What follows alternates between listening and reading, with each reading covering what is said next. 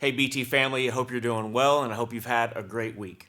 I want to give you some updates regarding our COVID-19 protocols. It's really kind of hard to believe that it's been over a year that we've been navigating this pandemic and the best ways to operate as a community partner and also faithful to our call as a church of the gospel of Jesus Christ. We've made a lot of hard decisions going back to last year when we went online only for several months, to our return to in-person services, to the protocols that we've had in place regarding the requirement of face coverings when not in your seats, to protocols for kids and students and social distancing.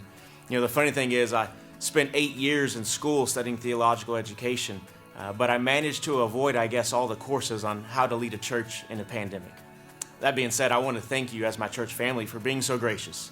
I know that this subject has been one of great diversity of opinion. I know that there are some that have disagreed with things from the governmental world, from public policy, and I'm sure there are some that even haven't agreed with everything we've done as a church, but I feel as a whole we've had a spirit of unity.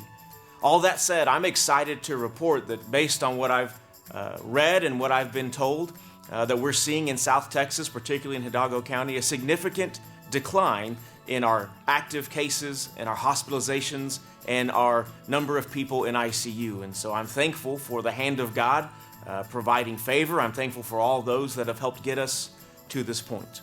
Due to the decline in cases and hospitalizations, and also due to the fact that we're seeing almost 50% of our South Texas area being vaccinated, we believe that we're on the way out of this pandemic, and it's time to review the protocols that we have in place. And so let me update you with the decision that we've made as elders and that our staff has supported.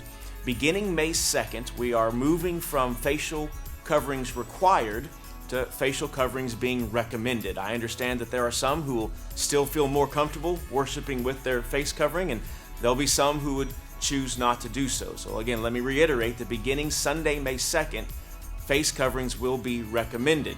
That means that those who choose to worship will make the choice of whether or not to wear face coverings. However, all of our leadership at this time will continue to wear face coverings. Another part of our protocols has been social distancing and how we've managed ingress and egress, or entry and exit, of our worship areas, and also our seating protocols.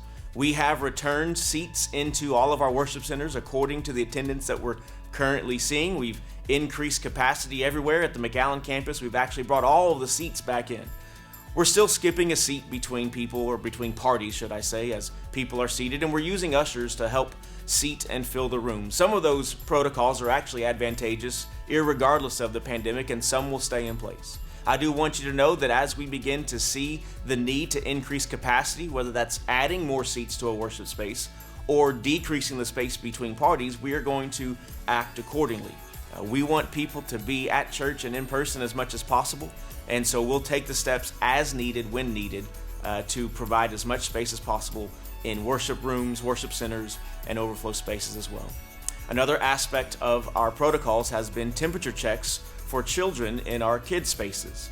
We've evaluated that protocol, and the reality is, with kids sometimes not knowing when they're not feeling well, we feel that irregardless of the COVID-19 pandemic, that it's probably in our best interest to continue temperature checks for kids, just so we know and so families know how their kids are doing. And so temperature checks will stay in place.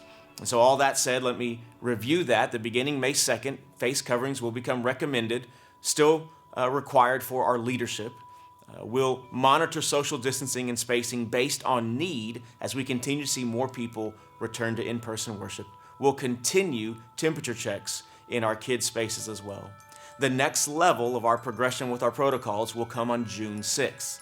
We continue to pray that God will deliver us from this pandemic fully, and we'll continue to see a decrease in cases and hospitalizations.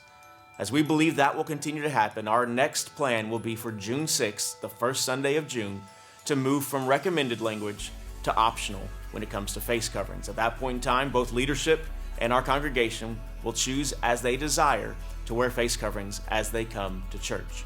We'll do the same thing with social distancing, as we'll continue to monitor the need for social distancing versus the need for space in our worship centers. And our plan throughout the summer will be to continue the temperature checks for our kids ministry in our kids' spaces. I know that's a lot of information, and I know that there's probably some who are going to celebrate and some who may disagree. What I ask is what I've asked all along, that you continue to pray and be faithful. Pray for myself, my fellow elders, pray for our staff, and I ask that you continue to operate in a spirit of unity. We believe that God has had his hand over us during this difficult season.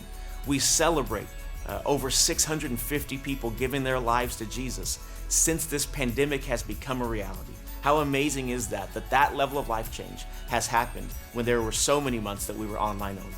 And so for those of you that worship with us online, I hope you're aware of these protocols and ask that you would support us as we move forward. For our online family, know that you're loved and we value you in all the ways that you're a part of the expression that is called BT Church. We're looking forward to a great weekend. I believe there'll be more life change, and I hope to see you in person at one of our campuses, or I hope that you'll join us online if you don't live near one of our campuses. Again, thanks so much for being an amazing church. We believe the best is yet to come. We believe that God is still doing above and beyond all that we could ask or imagine. We look forward to seeing you this weekend in BT Church. Please know that you're loved.